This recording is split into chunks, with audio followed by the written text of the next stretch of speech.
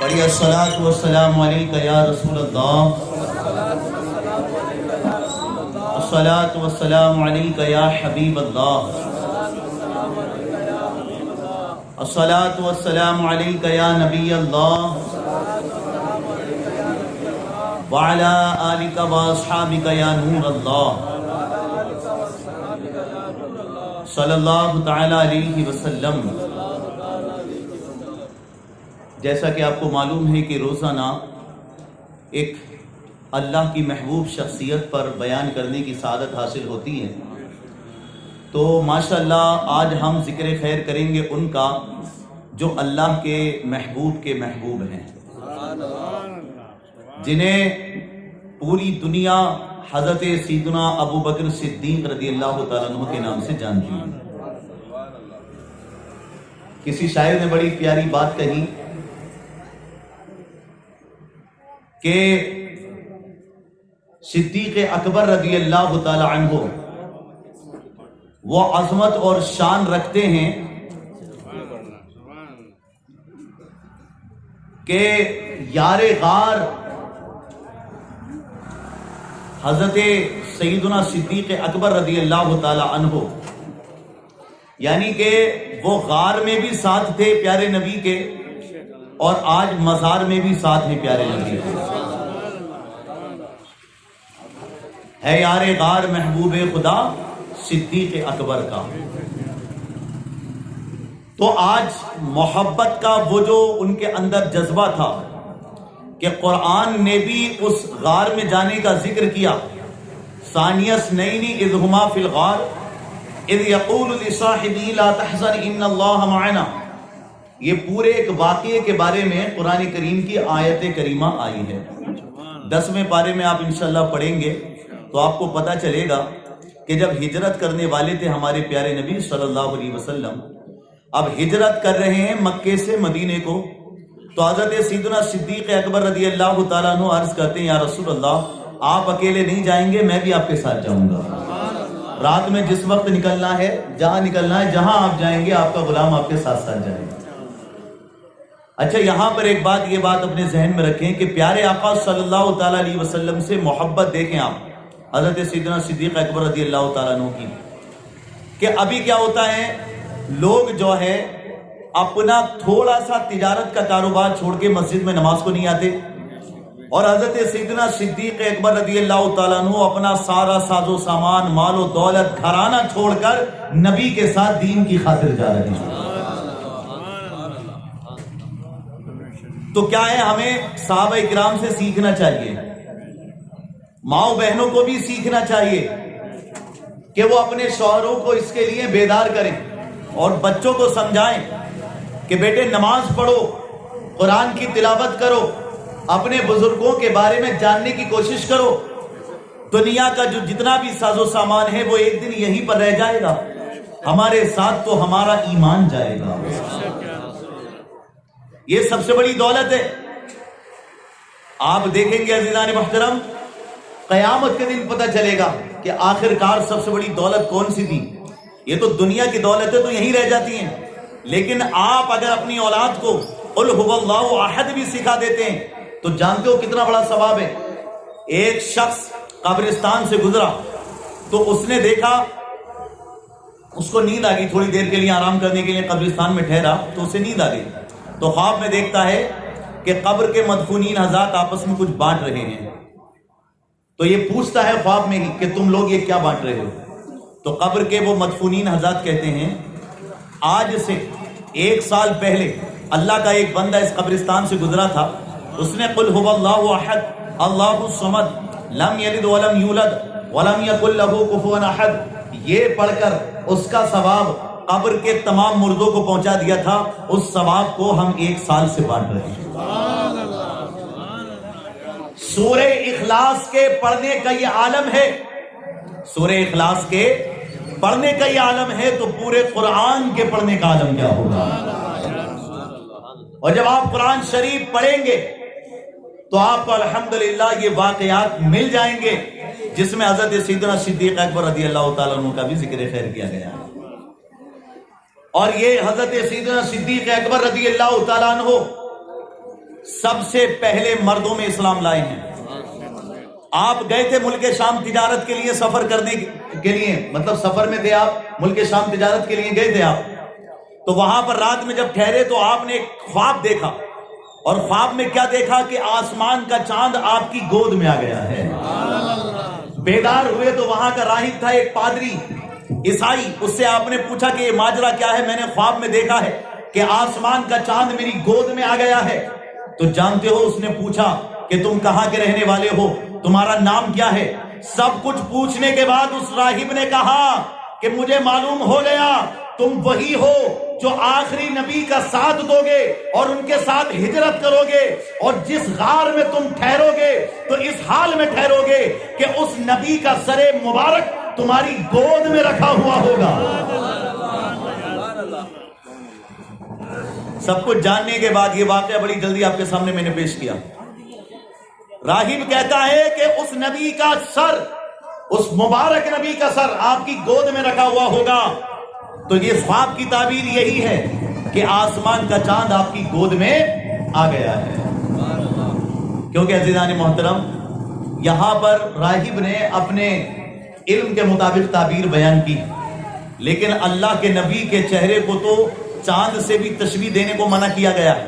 Doctor Iqbal نے کہا نا غالباً چاند سے تشبیہ دینا یہ بھی کوئی انصاف ہے، چاند سے تشبیہ دینا یہ بھی کوئی انصاف ہے۔ ارے چاند کے چہرے پہ تو داغ ہے اور مدینے والے مصطفیٰ کا چہرہ صاف ہے۔ چاند پہ تو داغ ہے اور ان کا چہرہ صاف ہے۔ ماشاءاللہ رب العالمین۔ عزیزان محترم، تو میں یہ عرض کر رہا تھا آپ کے سامنے کہ دیکھیے اس راہب نے یہ بات بتائی حضرت سیدنا ابوبکر صدیق رضی اللہ تعالیٰ عنہ کو کہ وہ آخری نبی مبعوث ہونے والے ہیں۔ حضرت سیدنا صدیق اکبر رضی اللہ تعالیٰ عنہ نے جو ملک شام میں تجارت کی غرض سے گئے تھے، جلد سے جلد واپس آنے کی کوشش کی۔ مکے میں آ کے دیکھا تو ہمارے نبی اپنی نبوت کا اعلان فرما چکے تھے۔ سیدھے پیارے نبی کی بارگاہ میں پہنچے، پیارے نبی کی بارگاہ میں پہنچنے کے بعد عرض کیا، پیارے آقا نے ان سے فرمایا ابو بکر میں اللہ کا نبی ہوں، مجھ پہ ایمان لاؤ، کلمہ پڑھو، ایمان میں آ جاؤ۔ حضرت سیدنا ابو بکر صدیق رضی اللہ تعالیٰ عنہ نے ان کو جو ہے انکار نہیں کیا، بلکہ کہا ہاں یا رسول اللہ صلی اللہ علیہ وسلم، میں مانتا ہوں اللہ کے نبی ہیں آپ، میں مانتا ہوں اللہ کے رسول ہیں آپ، میں مانتا ہوں میرے آقا اور مولا ہیں آپ، لیکن کوئی معجزہ دکھا دیں تو مجھے بڑی خوشی ہوگی۔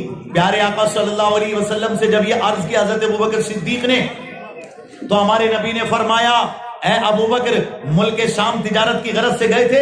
کہا ہاں یا رسول اللہ گیا تھا۔ میرے نبی فرماتے ہیں وہاں تم نے خواب دیکھا تھا؟ بولے ہاں خواب دیکھا تھا۔ خواب میں جو کچھ دیکھا تھا وہ راہب سے بیان کیا تھا؟ بولے ہاں کیا تھا۔ راہب نے تعبیر بتائی تھی؟ حضرت ابو بکر کہتے ہیں ہاں تعبیر بتائی تھی۔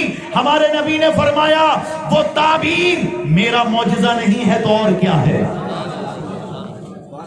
حضرت ابو بکر ہیں ملک شام میں، ہمارے نبی ہیں مکے میں، اور بتا رہے ہیں کہ وہاں تم نے خواب دیکھا تھا اور اس کی تعبیر بھی راہب سے پوچھی تھی۔ غور کرو، یہ عالم ہے ہمارے نبی کے غیب کا، جو علم غیب جس کو ہم کہتے ہیں کہ اللہ نے اپنے حبیب کو اتنا علم غیب عطا فرمایا ہے کہ آج اب سکیرے کی سرزمین پر آسور خانے میں عاشقان حسین جمع ہو کر اللہ کے محبوب کا ذکر کر رہے ہیں۔ ہمارے نبی گنبد خضرا میں ملازہ فرما رہے ہیں، اور امام حسین بھی جو ہے خانہ کعبہ میں بھی، اور عزیزان محترم اپنے گنبد میں جو عراق میں ہے وہاں پر امام حسین بھی ملازہ فرما رہے ہیں۔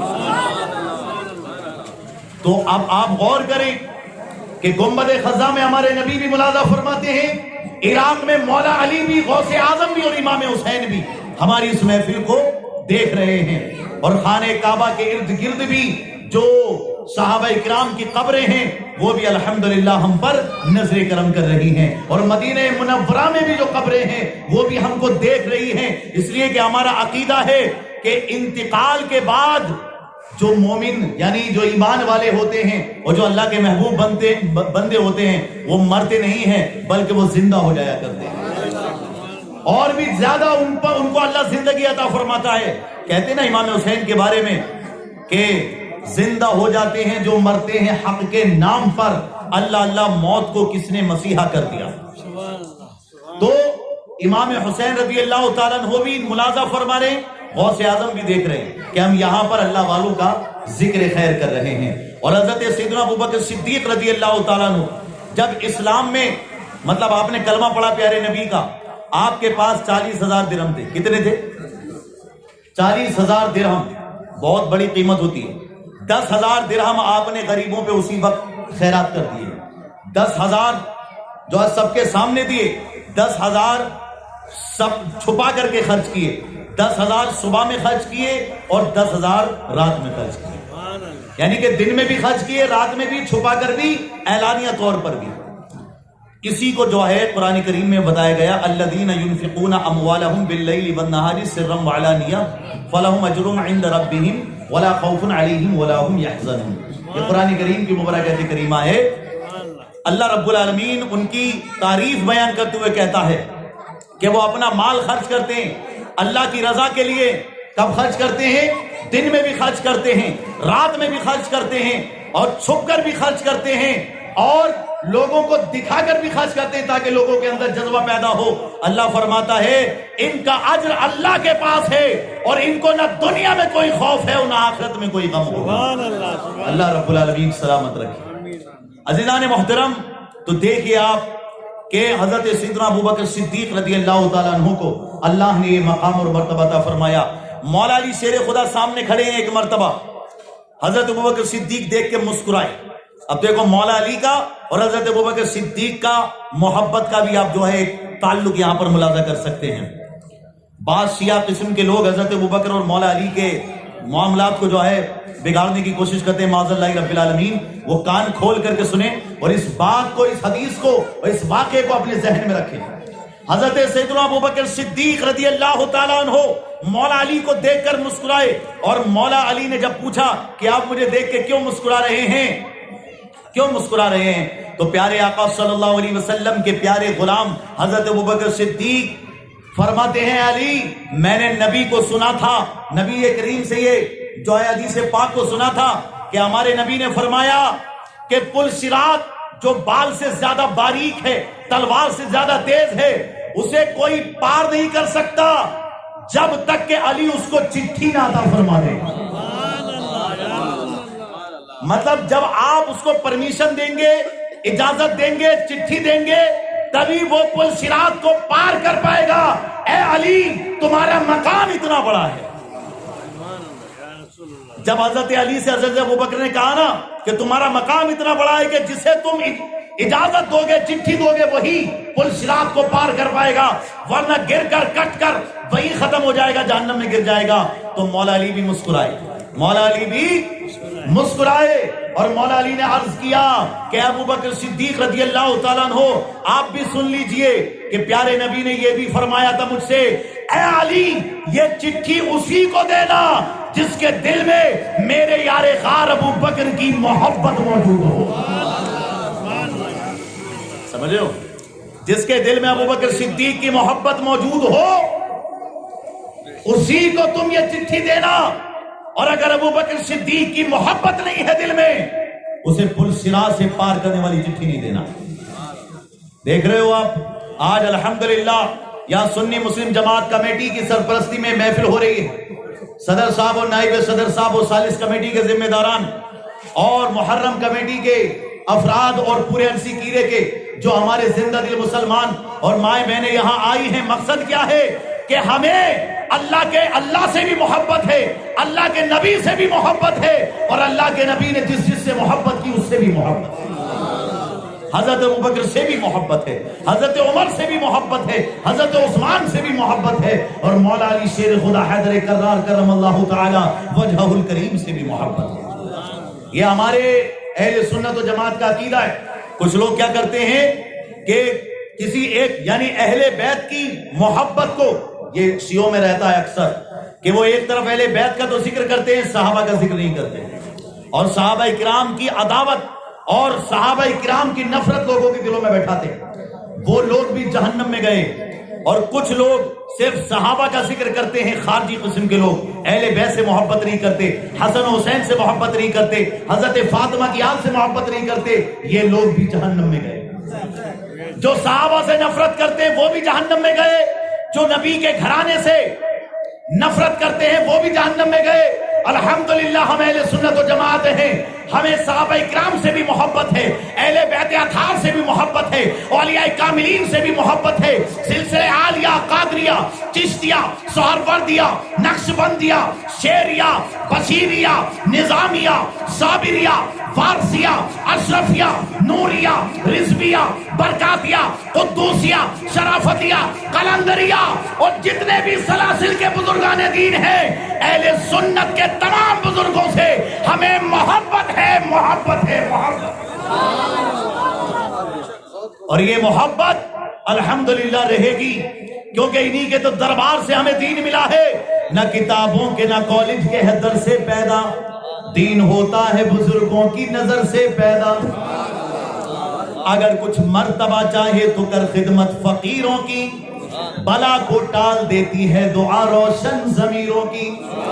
ڈاکٹر اقبال نے کہا نہ تخت و تاج نہ لشکر و سپاہ میں ہے، جو بات مرد قلندر کی بارگاہ میں ہے۔ سمجھیں؟ تو لہذا عزیزان محترم، آپ اس بات کو سمجھئے کہ یہ جو اہل سنت و جماعت کا اسٹیج ہے یہ محبت کا پیغام دیتا ہے، ان کا پیغام جو ہے اہل سیاست جانے، ہمارا پیغام محبت ہے جہاں تک پہنچے۔ حضرت سیدنا ابوبکر صدیق کو کتنی محبت ہے پیارے نبی سے، پیارے نبی نے ایک انگوٹھی دی حضرت ابوبکر کو کہ لے جاؤ اور اس پہ لکھوا کے لاؤ لا الہ الا اللہ۔ کیا لکھوانا ہے تم کو؟ لا الہ الا اللہ۔ حضرت ابوبکر صدیق گئے اور نقاش سے کہا کہ اس پہ لکھ لا الہ الا اللہ محمد الرسول اللہ صلی اللہ علیہ وسلم۔ عزیزان محترم، لا الہ الا اللہ کے آگے محمد رسول اللہ بھی لکھوا دیا صلی اللہ علیہ وسلم۔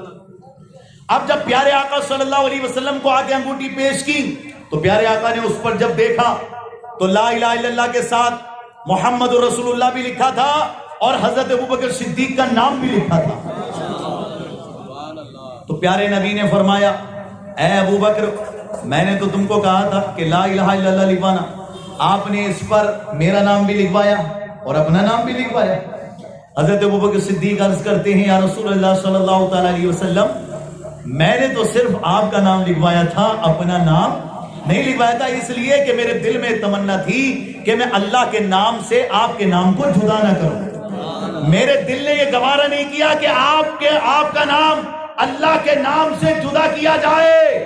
اتنے میں جبریل امین حاضر ہوئے اور عرض کرنے لگے یا رسول اللہ صلی اللہ علیہ وسلم، یہ جو تیسرا نام لکھا گیا تو آپ سن لیں کہ ابو بکر کا نام ابو بکر نے نہیں لکھوایا ہے، بلکہ سنو یہ اللہ نے لکھوایا، اس لیے کہ ابو بکر نے یہ گوارا نہ کیا کہ تمہارا نام اللہ کے نام سے جدا ہو، تو اللہ نے بھی یہ گوارا نہیں کیا کہ تمہارے نام سے محبوب کا نام جدا ہو۔ سبحان اللہ، ابو بکر مصطفیٰ کا ہم سفر، نعرہ تکبیر، اللہ اکبر، نعرہ رسالت، یا رسول اللہ صلی اللہ علیہ وسلم، زندہ باد۔ عزیزاں، حیدری، یا علی، نعرہ حیدری، یا علی، یا علی، ماشاءاللہ رب العالمین، سبحان اللہ۔ عزیزان محترم، تو بات یہ چل رہی ہے کہ دیکھیں آپ یہاں پر کہ حضرت ابوبکر صدیق رضی اللہ تعالی عنہ اس انداز کے ساتھ جو ہے اپنے معاملات کو بہتر بنا رہے ہیں، اور اللہ رب العالمین انہیں مقام عطا فرما رہا ہے کہ جہاں انہوں نے پیارے آقا کا نام لکھوایا، وہاں اللہ نے حضرت ابوبکر صدیق رضی اللہ تعالیٰ عنہ کا نام ان کے آگے لکھوایا، اپنے محبوب کے نام کے آگے۔ تو جب اللہ نے جدا نہیں کیا تو ہم بھی جدا نہیں کر سکتے۔ اس لیے میں یہ کہتا ہوں، ایک واقعہ اور اسی انداز کے ساتھ آتا ہے کہ دیکھیں آپ جب سفر میں ہجرت کا جو میں نے قرآن کی کریم کی آیت کریمہ آپ کے سامنے میں نے پیش کی تھی، تو اس کو بھی آپ اپنے ذہن میں رکھیے گا۔ درود پاک پڑھیں، اللہم صلی علی سیدنا و مولانا محمد مبارک وسلم صلی اللہ تعالی علیہ وآلہ وسلم۔ عزیزان محترم، جیسا کہ میں نے بارہا کہا آپ سے کہ حضرت ابوبکر صدیق رضی اللہ تعالیٰ عنہ گئے ہیں سفر پر، ٹھیک ہے، پیارے آقا کے ساتھ ہجرت فرما رہے ہیں. جب غار میں جانے کی باری آئی، غار ثور جس کو کہتے ہیں، تو ایک بہت بڑا پہاڑ تھا، اس کے اندر جو غار تھی، تو اس میں حضرت ابوبکر صدیق نے عرض کیا، یا رسول اللہ صلی اللہ علیہ وسلم آپ پہلے نہیں جائیں گے، پہلے میں جاتا ہوں اندر، جا کر دیکھتا ہوں کہیں کوئی مطلب اس کی صفائی کرتا ہوں، کہیں کوئی موذی کیڑا یا کوئی جانور تو ایسا نہیں ہے جو آپ کو تکلیف پہنچائے، اس سے پہلے وہ آپ تک پہنچے کہ مجھ تک وہ تکلیف پہنچائے مجھے گوارا ہے، لیکن یا رسول اللہ صلی اللہ علیہ وسلم آپ کو تکلیف کوئی پہنچائی مجھے گوارا نہیں ہے. وہ گئے اندر جا کر، یہ ادب ہوتا ہے صفائی کی، غار کی صفائی کی اچھے طریقے سے. اور کچھ وہاں پر بل تھے، ٹھیک ہے، جو بچھو سانپ وغیرہ کے بھی ہو سکتے تھے، اور ایک بل میں، ایک سوراخ میں جو بل تھا وہ سانپ کا بھی تھا. سارے بلوں کو اپنا کپڑا پھاڑ پھاڑ کر وہ لگا رہی. یہ ادب سکھایا. دیکھو آپ اپنے استاذ کا، علماء کا، ولیوں کا، پیروں کا ادب ہوتا ہے کہ جب وہ جہاں پر بھی جائیں ان کے بیٹھنے کی جگہ کو صاف ستھرا رکھنا، ان کا ادب احترام کرنا. یہ حضرت ابوبکر صدیق، وہ کہا نا کسی نے کیا پیاری بات کہی کہ پوری کائنات میں، جملہ دینے جا رہا ہوں، پوری کائنات میں پیارے آقا صلی اللہ علیہ وسلم کے جیسا پیر نہیں اور حضرت ابوبکر صدیق کے جیسا مرید نہیں. یہ مرتبہ. تو یہ دیکھیں آپ کہ حضرت سیدنا ابوبکر صدیق رضی اللہ تعالیٰ عنہ غار ثور میں داخل ہوتے ہیں اور وہاں پر داخل ہو کر صفائی کرتے ہیں. آج کل پتہ نہیں کیوں لوگ مسجد اور مدرسے کی صفائی کرنا یا اچھی جگہوں پہ وہ کرنا اپنے لیے توہین کا سبب سمجھتے ہیں. ایسا مت سمجھا کرو. آپ جہاں پڑھتے ہیں، جہاں پہ جاتے ہیں، اگر اس چیز کو پاکیزہ بنائیں. میں نے ممبئی میں دیکھا بڑے سے بڑا مالدار کروڑ پتی ارب پتی آدمی بھی اپنے ہاتھوں سے صفائی کرتا ہے. یہاں پہ بھی ماشاءاللہ ہیں کچھ ایسے افراد جو مسجد کو اپنے ہاتھوں سے الحمدللہ سجانے کی کوشش کرتے ہیں اور الحمدللہ کر ہی رہے ہیں اللہ کے کرم سے، ٹھیک ہے نا، اور کرتے ہی آئے ہیں. لیکن پھر بھی کچھ لوگ اس میں شرم سی محسوس کرتے ہیں اور کچھ تکبر کی وجہ سے نہیں کرتے. اپنے ماں باپ کے ہاتھ چومنے میں شرم محسوس کرتے ہیں، پھر بتاؤ کس کے سامنے وہ ادب کریں گے.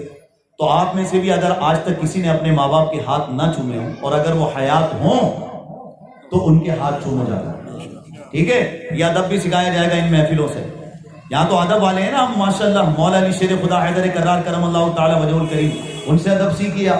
کتنا ادب کیا کرتے تھے اور کتنا ادب سکھایا ہے انہوں نے. وہ انشاءاللہ جب مولا علی شیر خدا حیدر کرار کرم اللہ تعالی وجہ الکریم محفل آنے والی ہے مجلس، تب ہم بتائیں گے مولا علی کا مقام و مرتبہ کیا ہے، ٹھیک ہے نا. تو ابھی جو ہے حضرت ابوبکر صدیق رضی اللہ تعالیٰ عنہ کی بات چل رہی ہے کہ دیکھیں آپ، پہلے غار کو صاف کیا، اس کے بعد میں سارے سوراخ بند کر دیے. ایک بل ایسا تھا کہ جہاں پر کپڑا ہی ختم ہو گیا تو اپنے پاؤں کی ایڑی وہاں پر رکھ دی بغیر کسی فکر کے کہ کوئی چیز کاٹ بھی سکتی ہے، نقصان ہو بھی سکتا ہے. پیارے نبی کو آواز دی، یا رسول اللہ صلی اللہ علیہ وسلم تشریف لائیں. پیارے نبی تشریف لائے اور حضرت ابوبکر صدیق رضی اللہ تعالیٰ عنہ کے زانوں پہ سر رکھ کے آرام فرمانے لگے. یہی تو بات تھی، وہ جو آسمان کا چاند گود میں آ گیا تھا. تو یہ دیکھیں آپ، جو انہوں نے خواب دیکھا تھا وہ تعبیر یہاں پوری ہوئی. لیکن اب دیکھیں آپ کے اس کے بارے میں آتا ہے کہ وہ جو غار، اس میں جو بل تھے اور جس پر حضرت ابوبکر نے اپنی ایڑی رکھی تھی اسی میں سانپ تھا. اس نے ڈس لیا. ابھی تو ایک چیونٹی بھی کاٹ لے تو انسان جو ہے پریشان ہو جاتا ہے، مچھروں کے ڈر سے ساری رات نہیں سو پاتا. ابھی سانپ نے کاٹا ہے، اور سانپ بھی ایسا تھا، بتایا جاتا گنجا سانپ تھا، 2000 سال پرانا سانپ تھا، بعض روایتوں میں آیا ہے. اور اس کی بھی عشق کی ایک کہانی ہے، یہ بتایا جاتا کچھ کتابوں میں کہ وہ سانپ بھی، اس نے بھی یہ سنا تھا کسی زمانے میں کہ آخری پیغمبر جو آئیں گے تو غار ثور میں تشریف لائیں گے. تو وہ بھی ہمارے نبی کے دیدار کے لیے اس غار میں چھپا بیٹھا تھا. 2000 سال سے غار میں چھپا بیٹھا تھا کہ آخری پیغمبر ادھر آئیں گے تبھی ان کا دیدار کر لوں گا. لیکن جب اس نے دیکھا کئی سوراخوں میں، بلوں میں جا کر کے، تو کہیں پہ کپڑا لگا ہے، ایک جگہ جب اسے انسان کا گوشت نظر آیا، وہی حضرت ابوبکر صدیق کی ایڑی، اس نے وہیں پہ زور لگایا، ڈسا. اور 2000 سال پرانا سانپ جو ڈسے گا تو کیا زہر ہوگا، پورے جسم میں سرایت کر گیا. آنکھوں سے آنسو نکل آئے، پیارے آقا کے رخ انوار پر گئے. حضرت ابوبکر صدیق کے آنسوؤں کی بھی کیا شان ہے کہ ہمارے آنسو گرتے ہیں تو کرتے پہ گرتے ہیں، اور ان کے آنسو گرتے ہیں تو پیارے نبی کے رخسار پہ گرتے ہیں. ایسی مولا علی کے بھی آنسو گرے تھے جب عصر کی نماز قضا ہو گئی تھی اور پیارے نبی آرام فرما رہے تھے. وہ بھی پیارے نبی کے رخسار مبارک پر گرے تھے. ان کا بھی مقام و مرتبہ بہت بڑا ہے. ٹھیک ہے. تو اب یہ بات چل رہی ہے یہاں پر. پیارے آقا بیدار ہوئے, پوچھا ابو بکر رونے کی وجہ کیا ہے؟ عرض کرنے لگے یا رسول اللہ صلی اللہ علیہ وسلم, مجھے سانپ نے ڈس لیا ہے, مجھے سانپ نے ڈس لیا ہے. حضرت ابو بکر صدیق رضی اللہ تعالیٰ عنہ نے جب یہ عرض کیا تو پیارے نبی نے فرمایا گھبراؤ نہیں. آپ نے اپنا لعاب دہن تھوک مبارک حضرت ابو بکر کی ایڑی پر لگا دیا اور ماشاءاللہ ان کا سارا درد ختم ہو گیا. زہر بھی ختم, زہر کا درد بھی ختم. اور پیارے نبی نے فرمایا اے ابو بکر تم بھی عاشق ہو اور یہ سانپ بھی عاشق ہے, یہ بھی میرا دیدار کرنا چاہتا ہے. تو خبر ہے نا پیارے نبی کو کہاں سے کس نے پکارا, حضور جانتے ہیں, سب کچھ پتا ہے انہیں, کس کے دل میں کیا ہے وہ بھی پتا ہے, کون کیا کرنے والا ہے وہ بھی پتا ہے. حضرت عمر تو کہتے ہیں ایک مرتبہ اللہ کے نبی نے فجر سے لے کے ظہر تک بیان کیا اور قیامت تک جو ہونے والا ہے اللہ کے نبی نے سب بیان فرما دیا, سب بیان فرما دیا. کون جنت میں جائے گا کون جہنم میں جائے گا یہ بھی ہمارے نبی نے بتا دیا.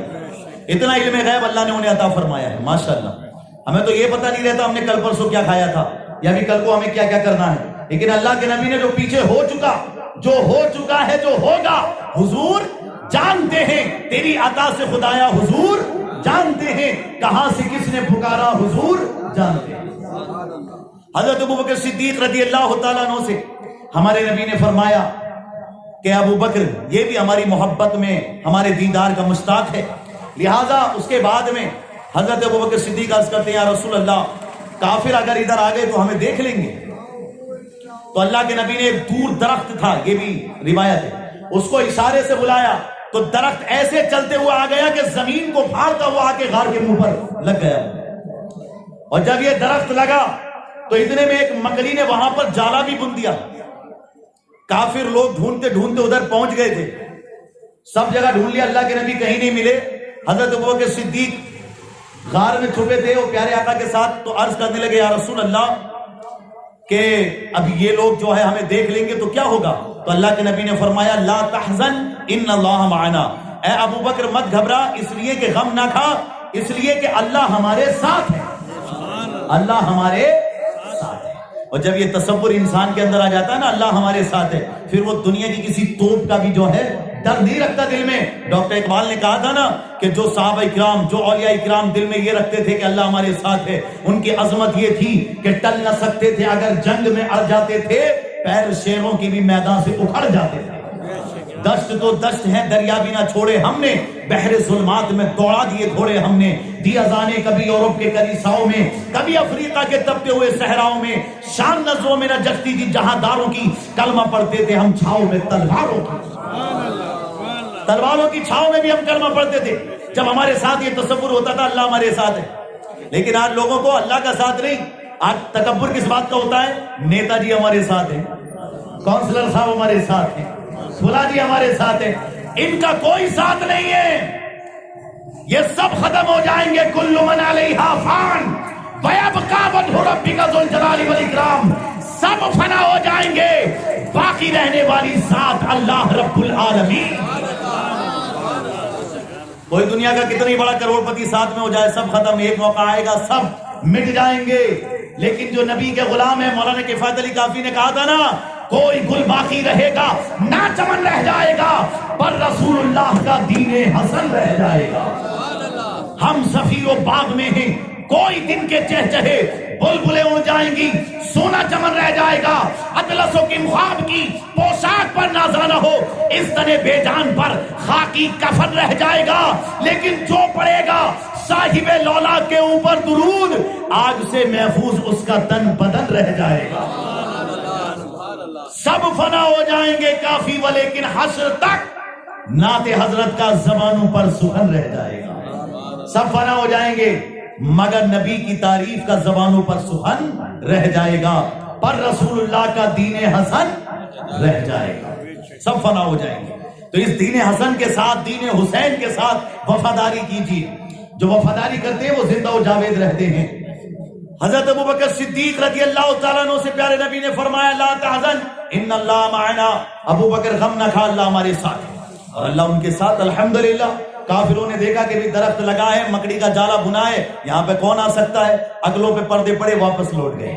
اللہ نے ایسی حفاظت فرمائی۔ تو جو اللہ کے دین کے کام کے لیے لگ جاتے ہیں، دنیا بھر کی طاقت مل کے بھی انہیں مٹانا چاہے تو مٹا نہیں سکتی۔ فانوس بن کے جس کی حفاظت ہوا کرے، وہ شمع کیا بجھے جسے روشن خدا کرے۔ نور حق شمع الہی کو بجھا سکتا ہے کون؟ جس کا حامی ہو خدا۔ اس کو مٹا سکتا ہے کون؟ کوئی نہیں مٹا سکتا۔ آپ اللہ پہ بھروسہ رکھیے۔ دنیا کے بڑے سے بڑے نیتا، M L A, C M, P M, راشٹرپتی، کوئی آپ کو نہیں بچا سکتا۔ آپ کو اگر بچا سکتا ہے تو اللہ کا کرم اور پیارے آقا کی رحمت بچا سکتی ہے۔ الحمدللہ، ان پر بھروسہ کرو نا۔ بڑے بڑے بھروسہ کرنے والے چلے گئے، تو لہذا دیندار پر بھروسہ کریے، دنیا دار پر نہیں، اپنے دین پر بھروسہ کیجئے۔ اور حضرت ابوبکر صدیق کے بارے میں جانیے کہ کیا تھا ان کے دل میں رحم۔ مسند خلافت پر متمکن ہوئے، مسند خلافت پر بیٹھے، پیارے آقا وصال فرما چکے ہیں۔ خلافت کا زمانہ جانتے ہو کتنا ادب اور احترام تھا ایک دوسرے کا۔ آج تو کوئی امیر ہو جائے تو چھوٹوں کو دیکھتا بھی نہیں۔ حضرت عمر کہتے ہیں میں ایک بوڑھی عورت کی خدمت کرتا تھا، ایک بوڑھی عورت کی خدمت کرتا تھا، اس کو پانی بھر کے دیتا تھا اور اس کے لیے بڑا اہتمام کرتا تھا۔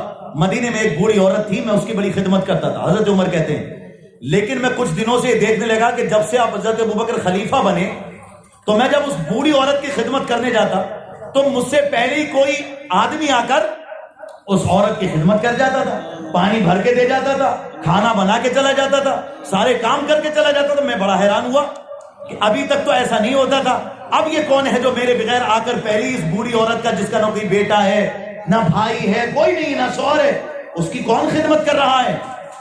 حضرت عمر کہتے ہیں میں چھپ کے ایک مرتبہ پہلے پہنچ گیا، وہ دیکھنے لگا تو میں حیران ہو گیا کہ اس عورت کی خدمت کرنے والا کوئی عام آدمی نہیں تھا، بلکہ مسلمانوں کا بادشاہ ابوبکر صدیق تھا۔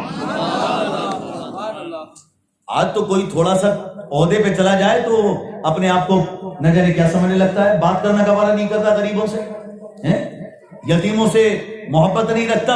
ایسا نہیں ہے ہمارا دین۔ ہمارا دین یہ سکھاتا ہے انسانیت ہو تمہارے اندر، غم ہو تمہارے اندر، ایک دوسرے کا دیکھو، مختصر اتنا کہ دو لفظوں سے بن جاتا ہے دل، اور طویل اتنا کہ اس میں دو جہاں کا درد ہے۔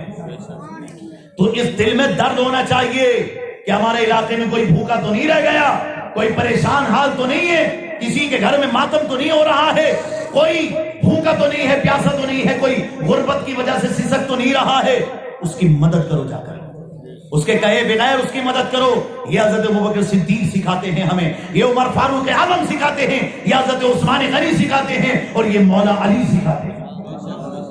چاروں صحابہ اور تمام صحابہ کی زندگی یہ پیغام دیتی ہے۔ تو حضرت ابوبکر صدیق یہ جذبہ رکھتے تھے دل میں ایک، اور ان کے پاس نیکیوں کی کمی نہیں تھی۔ آج تو اگر کسی کو سمجھانے لگو، اے ہمارے پاس بہت نہیں کیا کر لی، بہت نہیں کیا، ایسا بولتا ہے، یا پھر کوئی کہتا ہے یا کوئی کہتی ہے ہمیں سننے کی ضرورت ہی نہیں ہے، ہمیں سب آتا ہے۔ ان کو سب آتا ہے، ان کو ابھی کچھ پتا ہے ہی نہیں تو کہتے ہیں سب آتا ہے، اور جنہیں سب آتا تھا وہ کہتے تھے ہمیں کچھ نہیں آتا ہے۔ امام اعظم، یہ علماء بیٹھے ہیں یہاں پر، پوچھو علماء اہل سنت کتنی کتابیں پڑھتے ہیں، کیا کبھی حضرت امام اعظم ابو حنیفہ نے یہ کہا کہ مجھے سب کچھ آتا ہے؟ کیا حضور غوث اعظم نے کسی کتاب میں لکھا مجھے سب پتا ہے، سب کچھ آتا ہے؟ غوث پاک دعویٰ نہیں کرتے، غوث اعظم دعویٰ نہیں کرتے، امام اعظم دعویٰ نہیں کرتے، تو آج کل لوگ کیسے دعویٰ کرتے جی ہمیں سب پتا ہے؟ ابھی تو انہیں کچھ بھی نہیں پتا ہے۔ دین کو آ کر کے سمجھیں اپنے اور دیکھیں کہ ہمارے دین میں کس قدر انسانیت کو سکھایا گیا ہے۔ حضرت ابوبکر صدیق رضی اللہ تعالیٰ عنہ، ایک مرتبہ حضرت عائشہ صدیقہ رضی اللہ تعالیٰ عنہ آ کر عرض کرتی ہیں کہ اے والد گرامی، آج اللہ کے نبی مجھ سے بڑے خوش ہوئے ہیں، اور مجھے یہ انہوں نے کہا ہے کہ جو چاہو مانگ لو اور جو چاہو پوچھ لو، تو میں کیا پوچھوں؟ تو حضرت ابوبکر نے فرمایا کہ جاؤ یہ پوچھو پیارے نبی سے کہ معراج کی رات میں جو راز کی باتیں ہوئی تھیں ان میں سے ایک راز کی بات بتا دو۔ حضرت عائشہ نے جا کر پوچھا پیارے نبی سے کہ ابا جان کہہ رہے ہیں کہ آپ معراج کی رات میں جو راز کی باتیں ہوئی ان میں سے کوئی راز کی بات بتائیں۔ تو پیارے نبی مسکرائے اور فرمایا کہ ہاں، جا کر کے اپنے والد گرامی کو یہ بتا دو اے عائشہ کہ اللہ نے مجھ سے یہ فرمایا ہے کہ جو کسی مسلمان کے دل کو خوشی پہنچائے گا، توجہ کیجئے گا، مائیں بہنیں بھی یہ واقعہ یاد کر کے لے جائیں، آپ بھی یاد کر کے لے جاؤ، کسی مسلمان مومن مومنہ ایمان والے کے دل کو خوشی پہنچائے گا تو اس خوشی پہنچانے والے کو اللہ بے حساب جنت میں داخلہ فرما دے گا. اس کو بے حساب جنت میں داخل فرما دے گا اللہ رب العالمین, داخلہ عطا فرمائے گا. حضرت عائشہ بڑی خوش ہوئی رضی اللہ تعالیٰ عنہ ام المومنین. وہ آئیں حضرت ابوبکر صدیق کے پاس, کہا بابا جان, پیارے نبی فرماتے ہیں کہ معراج کی رات میں اللہ نے یہ فرمایا ہے کہ جو میرا امتی کسی امتی کے دل کو, یعنی کسی ایمان والے کے دل کو خوشی پہنچائے گا تو اللہ اسے بے حساب جنت میں داخل فرمائے گا. حضرت ابوبکر یہ سن کر رونے لگے. حضرت عائشہ صدیقہ رضی اللہ تعالیٰ عنہ بڑی حیران کہ آپ روتے ہیں, آپ کو تو خوش ہونا چاہیے تھا کہ جنت میں جانا کتنا آسان ہے, کہ بس دل کو خوشی پہنچانی ہے. ماں باپ کے دل کو خوشی پہنچاؤ, پڑوسی کے دل کو خوشی پہنچاؤ, ایمان والوں کے دلوں کو خوشی پہنچاؤ, بس جنت میں جاؤ. کتنا آسان نسخہ ہے. حضرت ابوبکر صدیق رضی اللہ تعالیٰ عنہ فرماتے ہیں بیٹی اس واقعے کا صرف ایک رخ دیکھ رہی ہو, دوسرا رخ بھی دیکھو. اور دوسرا رخ یہ ہے کہ اگر کسی نے کسی ایمان والے کے مسلمان کے دل کو خوشی پہنچائی تو بے حساب جنت میں جائے گا, لیکن اگر کسی مسلمان کے دل کو غم پہنچایا, تکلیف پہنچائی, درد پہنچایا تو وہ بے حساب جہنم میں بھی جائے گا. اب آپ دیکھ لیجئے کہ آپ کو اس محفل سے اٹھ کے دل دکھانے ہیں کہ دل خوش کرتے ہیں. دل دکھاؤ گے یا دل خوش کرو گے؟ بھائیوں کا دل خوش کرو, ماں باپ کا دل خوش کرو, اولاد کا دل خوش کرو, پڑوسیوں کا دل خوش کرو. حالانکہ تمہارے دلوں کو غم ہو بھی سکتا ہے, لیکن یار جنت میں جانے کے لیے کیا اتنا بھی نہیں کر سکتے؟ آج لوگ ایک گھر بنانے کے لیے کتنی کوششیں کرتے ہیں, 25 سال ختم, کسی کے 20 سال ختم, پوری عمر ہی ختم. شادی کرنے میں, گھر بنانے میں پوری عمر ختم ہو جاتی ہے. تو جنت میں محل بنانے کے لیے اور جنت میں جانے کے لیے کیا ان باتوں پہ عمل نہیں کر سکتے کہ اپنی زبان سے گالی نہیں بکنی ہے, اپنی زبان سے جھوٹ نہیں بولنا ہے, اپنی زبان سے کسی میں لڑائی نہیں کرانی ہے. یہ تو جھوٹ بول بول کے لڑائی کراتے ہیں نا, بڑا مزہ آتا ہے لڑائی کرانے میں. جب دو مسلمان لڑتے ہیں یا عورتیں لڑتی ہیں تو یہ جو کراتے ہیں نا یہ لوگ مزے کے لیے, یہ سب سوچ لیں کہ جہنم میں جانے کا سامان کر رہے ہیں. لڑانے والے نہ بنو, ملانے والے بنو, محبت والے بنو.